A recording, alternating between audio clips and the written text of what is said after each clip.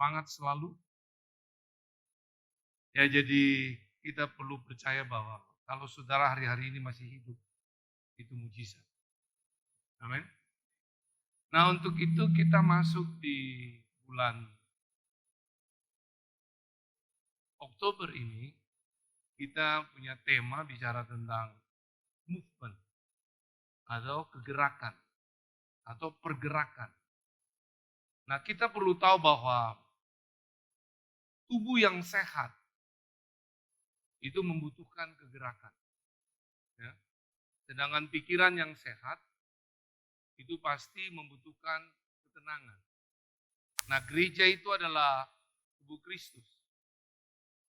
Saudara dan saya adalah anggotanya. Jadi kalau bicara gereja adalah kumpulan orang-orang percaya yang mau diproses untuk sama seperti Yesus. Jadi kalau kita bicara tubuh yang sehat, berarti ini bicara tentang gereja yang sehat. Itu membutuhkan gerakan. Kalau saudara makan saja tubuh dengan nutrisi yang baik, bergizi, tapi kalau saudara tidak pernah bergerak, bisa obesitas. Dan itu akan bisa mendatangkan berbagai penyakit. Imun itu juga tidak akan naik. Nah gereja juga sama, kalau cuma makan firman Tuhan, tidak pernah membagikan dan menghidupi menjadi saksi, saudara pun akan sakit. Secara rohani saudara. Sedangkan itu penentu untuk imun saudara naik, selain kita butuh makan minum yang bergizi. Ya. Jadi makanya gereja itu yang sehat, itu membutuhkan gerakan, bergerak. Dengan pikiran yang sehat, itu berada dalam ketenangan. Bicara begini, gereja sehat pikirannya kalau berada dalam hadirat Tuhan. Yaitu pikiran yang dikuasai semua oleh firman Tuhan. Itu pasti pikirannya tenang. Dan kita tahu menghadapi hari-hari ini, pikiran kita yang biasanya dikacaukan. Mau gizinya bagaimana, baik pakai masker, cuci tangan, jaga jarak. Tapi kalau pikiran sudah tidak sehat, itu problem. Itu akan ketakutan. Ya. Jadi kita perlu, gereja itu perlu mengalami kegerakan. Ya, jadi gereja itu bukan institusi atau lembaga atau aturan. Nah makanya kalau kita sudah ngerti bahwa gereja itu harus bergerak, itu sehat, berarti kegerakan tanpa strategi itu tidak akan membuahkan hasil yang maksimal. Jadi hari ini kita akan belajar tentang strategi terjadinya kegerakan. Kita akan belajar dari satu pasal, yaitu ya percakapan dengan perempuan Samaria, Yohanes 4 ayat 1 sampai 42. Saya tidak akan baca semua, tapi sebagian saya akan bacakan bagi saudara. Kita lihat sekarang ayat Yohanes 4 ayat 15 sampai dengan 19. 28, 30, 39 sampai 42. Kata perempuan itu kepadanya, Tuhan, berikanlah aku air itu supaya aku tidak haus dan tidak usah datang lagi ke sini untuk menimba air. Kata Yesus kepadanya, pergilah, panggillah suamimu dan datang ke sini. Kata perempuan itu, aku tidak mempunyai suami. Kata Yesus kepadanya, tepat katamu bahwa engkau tidak mempunyai suami, sebab engkau sudah mempunyai 5 suami, dan yang ada sekarang padamu bukanlah suamimu. Dalam hal ini engkau berkata benar. Kata perempuan itu kepadanya, Tuhan nyata sekarang padaku bahwa engkau seorang apa? Nabi. Ayat 28. Maka perempuan itu meninggalkan tempayannya di situ lalu pergi ke kota dan berkata kepada orang-orang yang di situ, mari lihat di sana ada seorang yang mengatakan kepadaku segala sesuatu yang telah kuperbuat. Mungkinkah dia Kristus itu? Maka mereka pergi keluar kota lalu datang kepada Yesus. Ayat 39. Dan banyak orang Samaria dari kota itu telah menjadi percaya kepadanya karena perkataan perempuan itu, dan yang bersaksi, dia mengatakan kepadaku segala sesuatu yang telah kuperbuat. Ketika orang-orang Samaria itu sampai kepada Yesus, mereka meminta kepadanya supaya tinggal pada mereka, dan ia pun tinggal di situ 2 hari lamanya. 41 dan 42. Dan lebih banyak lagi orang-orang menjadi percaya karena perkataannya. Dan mereka berkata kepada perempuan itu, kami percaya tetapi bukan lagi karena apa yang kau katakan. Sebab kami sendiri telah mendengar dia dan kami tahu bahwa dialah benar-benar juru selamat dunia. Saudara lihat, latar belakang perempuan yang hidupnya seperti ini. Yang cukup, saudara tahu, sangat mempermalukan mungkin dari kota Samaria. Ya, tapi kita bisa lihat, justru waktu dia berjumpa mengalami Tuhan, justru terjadinya kegerakan, Tuhan pakai dia. Melalui dia, terjadinya satu kegerakan atau revival. Satu kota itu berubah. Nah, hari ini kita juga perlu mengerti, masing-masing mengambil keputusan, maukah kita Tuhan pakai menjadi orang yang Tuhan jadikan kita untuk melakukan kegerakan di dunia di mana Tuhan tempatkan kita. Ya. Kalau gereja sudah tidak lagi ada kegerakan, bicara tentang tubuh Kristus, saudara dan saya, itu membuktikan kita sudah tidak lapar dan haus lagi akan Tuhan. Jadi jangan kita gereja on-site itu karena kebiasaan. Jangan kita juga berdoa karena kita butuh sesuatu. Jangan kita juga berdoa karena untuk melaporkan sesuatu pada Tuhan. Ada orang juga berdoa karena kebiasaan. Tapi hari ini mari beribadah dan berdoa. Saudara harus punya satu tujuan fokus. Mengalami Tuhan. Katakan mengalami Tuhan. Perjumpaan dengan Tuhan. Hanya orang yang lapar dan haus akan mengalami perjumpaan dengan Tuhan. Jadi kita contohkan begini. Kalau saudara makan sesuatu yang sekalipun enak, bernutrisi. Kalau sudah kenyang, makan itu pun tidak enak. Tapi begitu saudara bergari, ada exercise, latihan olahraga, saudara mulai energi keluar lagi, saudara lapar lagi. Saudara makan, tetap enak. Karena apa? Karena lapar. Saudara bisa lapar karena apa? Karena ada yang saudara fungsikan dan saudara bagikan. Nah, di dalam hal kerohanian sama. Kalau saudara ke gereja jadi kebiasaan, akhirnya saudara datang ini jadi kebiasaan. Tapi kalau saudara datang dengan tujuan lapar dan haus, berarti apa yang saudara terima hari ini, saudara hidupi, saudara menjadi kegerakan bagi kepada orang lain. Saya percaya, pesta kerajaan Allah menyertai saudara dengan lapar dan haus, mujizat, keajaiban tetap terjadi. Kalau orang sudah tidak lapar dan haus, biasa terserang dengan ketakutan. Tapi orang yang lapar dan haus, karena ada yang dia bagikan, ada yang dia buat.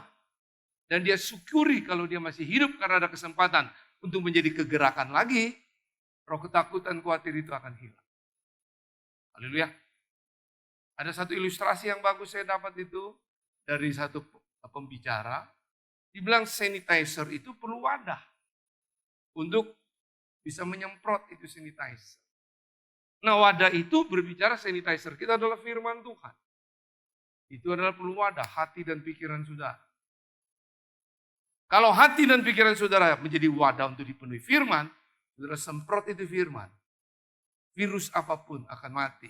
Ketakutan, khawatir akan mati. Dan kita lihat kemuliaan Tuhan dinyatakan, mujizat, keajaiban dan saudara. Nah, untuk itu kita lihat. Dari strategi terjadi kegerakan ini kita belajar dari wanita ini. Apa yang Tuhan buat dengan dia. Ya, kita lihat. Bersama-sama kita lihat. Dari ayat 16, 17, 18, 19. Kata Yesus kepadanya, pergilah panggillah suamimu dan datanglah ke sini. Kata perempuan, aku tidak mempunyai suami. Kata Yesus kepadanya, tepat katamu bahwa engkau tidak mempunyai suami. Sebab engkau sudah mempunyai 5 suami dan yang ada sekarang padamu bukanlah suamimu. Dalam hal ini engkau berkata benar. Kata perempuan itu kepadanya, Tuhan, nyata sekarang padaku bahwa engkau seorang nabi. Nah, Yesus waktu haus minta air kepada dia. Wanita ini punya suatu dalil bahwa orang Yahudi tidak punya hubungan dengan orang Samaria. Ini berbicara dia terpengaruh dengan kepahitan secara tradisional. Itu budaya mereka. Bahkan dia bilang, kamu tidak punya timba, sumur ini dalam. Apakah kamu lebih hebat daripada bapak kami yaitu Yakub? Udah lihat? Terus tiba-tiba Tuhan bilang, kalau kamu tahu siapa aku, akan kamu minum air yang aku berikan, kamu tidak akan haus lagi, karena di hatimu akan menjadi aliran-aliran sungai itu. Dan dia bilang, berikan itu padaku. Nah, bagaimana bisa terjadi kegerakan dengan wanita seperti ini? Tuhan dah langsung memberikan. Tuhan panggil dia bilang, pergi panggil suami. Karena ada penghalang-penghalang dalam hidupnya yang menghalangi untuk dia bisa menerima, yaitu kasih dan keajaiban Tuhan. Dia sedang krisis kasih, bukan air sumur itu, tapi kasih di dalam family, keluarga. Nah, waktu dia berkata benar bahwa yang ada pada dia sekarang bukan suami. Karena dia sudah kawin cerai 5 kali. Dari situ kita lihat, waktu perkataan itu dia mulai jelaskan kepada Yesus. Aliran air itu masuk. Suatu kebenaran itu masuk. Kuasa itu masuk. Dari awal ini, mulailah terjadi satu kegerakan. Dari kebenaran ini kita belajar, yaitu pertobatan. Dan apa saudara? Ketaatan. Ya. Jadi saudara mau lihat kegerakan terjadi melalui saudara. Ya, revival terjadi. Kita tahu di dalam kegerakan itu kita butuh kebangkitan. Ya, kebangkitan roh kita, juga kita butuh perkembangan. Perkembangan artinya berbicara tentang suatu pertumbuhan. Kita juga butuh akselerasi, bicara percepatan, yaitu selalu bersama Tuhan. Jadi kebenaran yang kita bisa belajar di sini untuk terjadi kegerakan, yaitu pertobatan dan apa? Ketaatan. Kenapa? Pertobatan dari dosa dan kebangunan rohani itu tidak dapat dipisahkan. Terjadi kegerakan rohani yang besar di Samaria, tidak bisa dipisahkan dengan pertobatan daripada wanita ini dan ketaatan. Itu tidak bisa dipisahkan. Karena dia yang dipercayakan untuk terjadi apa? Satu kegerakan. Nah, waktu dia bertobat, kita lihat disinilah ada suatu nyata bahwa kita perlu kejujuran, terbuka, rendah hati, dan menghargai kasih karunia. Hari ini kita berjumpa dengan Tuhan masih hidup, itu kasih karunia. Haleluya. Amin. Makanya kita perlu jujur dari hidup hari-hari ini. Dan kita perlu juga terbuka dengan Tuhan, apa yang kita hadapi hari-hari ini. Dan bukan hanya itu, kita harus tahu bahwa kita harus menghargai hari ini masih hidup, diberi kesempatan untuk kita menikmati satu sekolah yang indah bersama Tuhan. Nah, apa yang dia katakan termasuk hari ini saudara dengar, saudara hidupi itu menjadi gaya hidup saudara taat.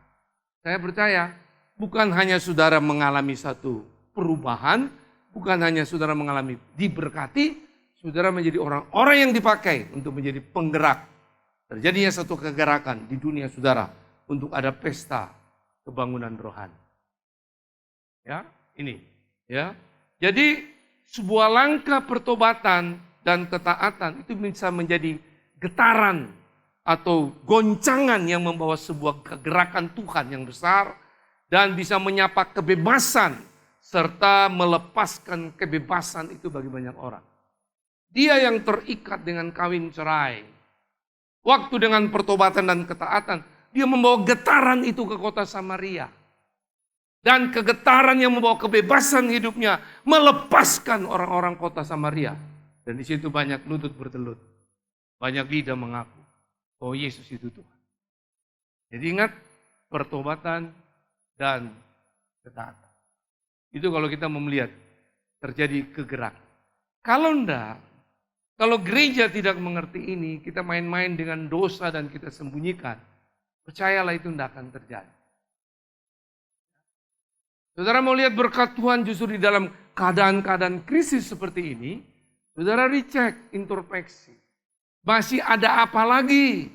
Goliat-Goliat yang sedang saudara hadapi, yang saudara sedang tertarik dengan dia, yang menarik saudara keluar dari hadirat Tuhan. Itu saudara mesti cari. Dan Goliat-Goliat itu saudara mau bersama Tuhan kalahkan, saya percaya. Akan terjadi kegerakan dalam hidup saudara, dan saudara menjadi orang-orang yang melakukan kegerakan.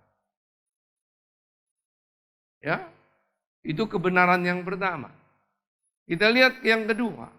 Yohanes 4 ayat 25-26. Jawab perempuan itu kepadanya, aku tahu bahwa Mesias akan datang, yang disebut juga Kristus. Apabila ia datang, ia akan memberitakan segala sesuatu kepada kami. Kata Yesus kepadanya, akulah dia yang sedang berkata-kata dengan apa? Dengan engkau. Apa di sini yang minta? Yaitu perjumpaan secara pribadi atau mengalami Tuhan. Jadi saudara yang melayani, maaf, jadi usher. Kalau saudara cuma melayani tidak mengalami, lebih bagus jangan. Kalau dari pribadi saya. Ngapain? Saudara melayani itu jadi kebiasaan. Dan kebiasaan itu tidak membuat saudara lapar dan haus.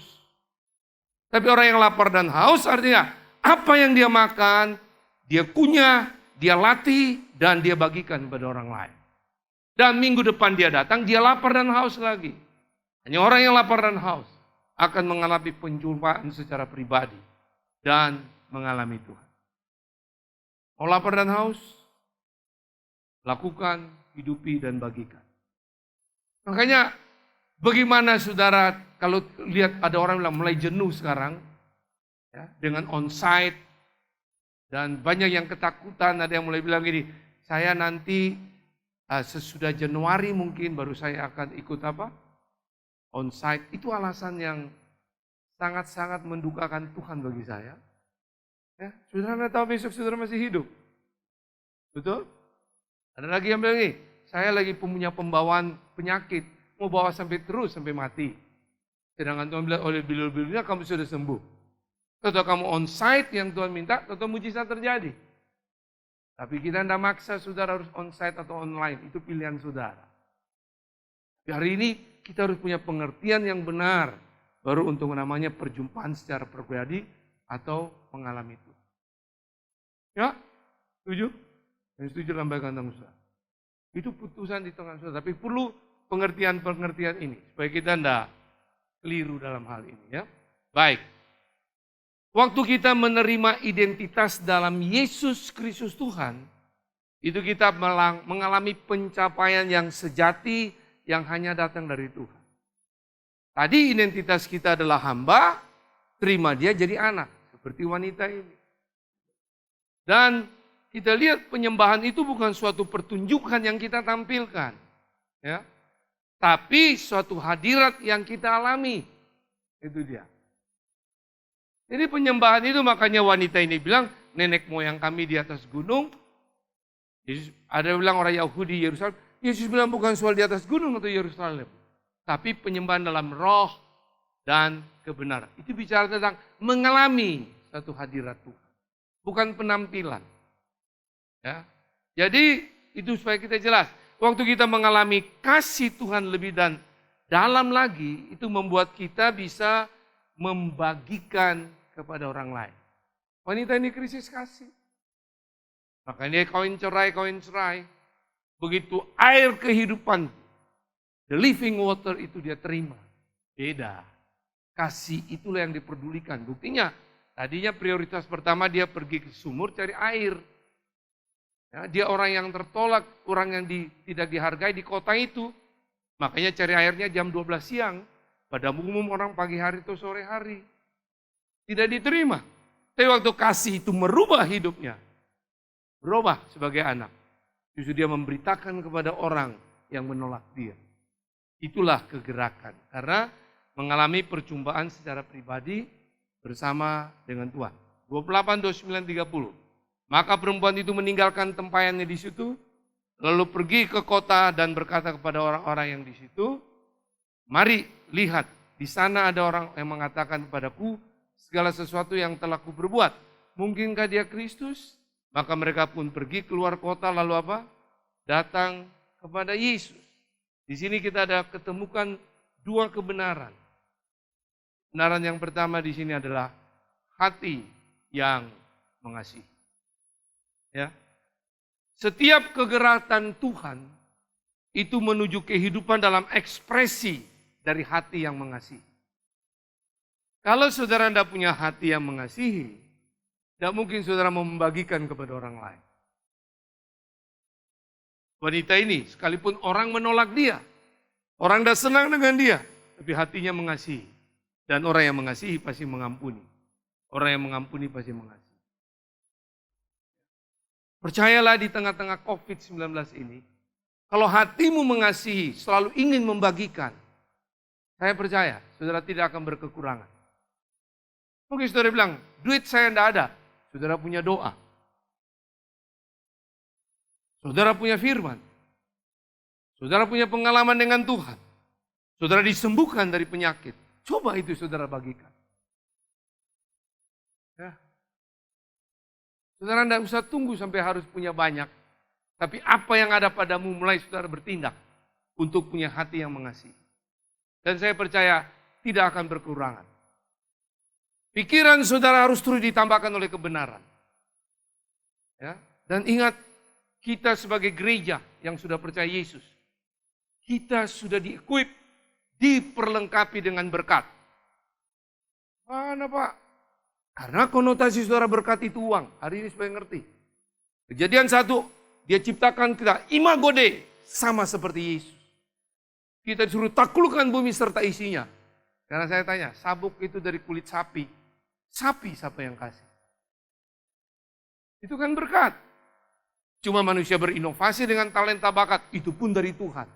Dia bisa robah itu kulit menjadi sabuk atau tas. Lalu kertas yang saudara punyai dari mana? Pohon. Siapa yang kasih pohon itu? Jadi tidak ada saudara bilang saudara hidup saat ini tidak diberkati. Saudara perlu berinovasi, berkreatif. Dan itu Tuhan juga sudah kasih. Tidak ada yang mustahil. Saudara, dia adalah jalan, kebenaran, dan hidup. Makanya Tuhan juga berkati saudara dengan gereja. Gereja itulah komunitas. Tempat saudara mulai saling berbicara. Ya, sekali Yesus tetap Yesus. Dia hebat. Jadi juga saudara tidak ngemis-ngemis minta-minta duit. Tapi itu bagaimana saudara tahu bagaimana untuk saudara menjadi gereja yang bergerak. Betul ya? Amin. Ada yang tanya, nanti kalau uang habis gini-gini bagaimana? Tadi saya bilang, ini yang punya gereja kan Tuhan. Kalau tidak ada duit ya tutup. Yang tutup siapa? Bukan Frankie Tanah. Kan enteng aja. Betul enggak? Saudara masih mau bergereja? Ya mau angkat tangan saudara. Mau kita sama-sama? Pikirkan itu bersama-sama. Untuk nama Tuhan dipermuliakan. Baik, yang terakhir. Ya, memiliki apa? Visi. Visi itu menjelaskan mau kemana kita. Tujuannya jadi apa? Setelah punya visi baru kita bilang misi menjelaskan tujuannya itu apa. Itu sudah ada di gereja ini visi-misi. Nah, kenapa memiliki visi? Waktu hati kita murni, visi kita pasti menjadi semakin jelas. Sama dengan wanita ini. Waktu hatinya murni mau dibersihkan, punya visi. Help the other people. Dia mau menolong orang lain yang punya permasalahan. Dan mungkin tidak sama permasalahannya, tapi mereka perlu mengalami itu.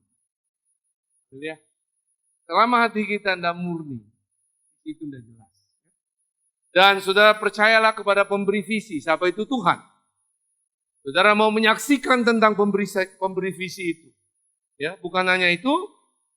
Dan saudara tidak mementingkan diri sendiri. Dan mau bergairah untuk menceritakan tentang apa yang saudara alami. Karena visi yang disertai dengan orang yang bersedia melaksanakan visi itu akan memulai suatu kegerakan. Haleluya. Jadi harus kita semua mau bersedia memulai.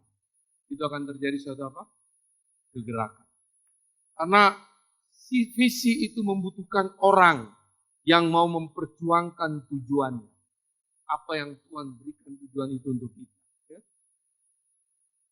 Dan orang yang bergairah dalam visinya, itu pasti akan menarik orang-orang yang memiliki gairah yang sama. Nah, ini akan membuat satu gerakan. Kalau kita paham ini, gereja itu sehat. Karena kita bicara movement, kegerakan atau pergerakan. Dan di musim-musim ini orang butuh satu gairah hidup lagi. Ya. Amin. Karena physical distancing baik, masker baik, cuci tangan baik. Dengan nutrisi, makan yang baik, olahraga itu semua baik. Saya juga lakukan ini. Tapi tanpa Tuhan. tidak ada apa-apa. Saudara perlu mengalami itu.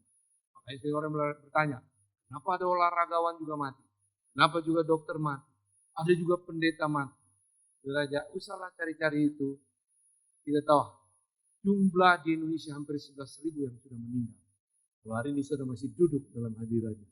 Itu bilangan yang Tuhan beri kesempatan untuk melakukan kegerakan bersama Tuhan. Untuk terjadi pesta kerajaan Allah. Saudara butuh makan minum pasti. Pekerjaan tadi. Tapi itu bukan alasan pertama. Alasan pertama mari mengalami Tuhan. Saya jamin pasti ada solusi. Nama Yesus. Itu saja. Begitu terjadinya gerakan, ketobatan dan ketaatan, perjumpaan secara pribadi atau mengalami Tuhan, hati yang mengasihi, memiliki Tuhan. Saya harap ini menjadi berkat bagi saudara. Jesus love you. Tuhan Yesus memberkati.